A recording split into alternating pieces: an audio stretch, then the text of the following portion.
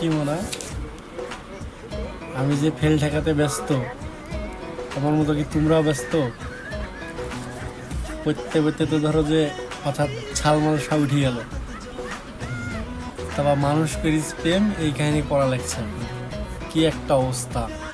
রাতের বাচ্চা একটা 27, ফেল ঠেকানি লেগে আর কত কিছু করবো। সারাদের ঘুম চলে গেলে বাঙালির জীবন ছাড়খার ভাই, যারা আসো ভাই একটু রেজাল্ট ভালো ভাই, খবরদার ভাই বাংলার তরুণ, তাহলে জীবন চলে যাবে খালি মানুষের মন বুঝতে বুঝতে। এই বাংলার উপন্যাসের মনগুলা বুঝতে বুঝতে জীবন শেষ।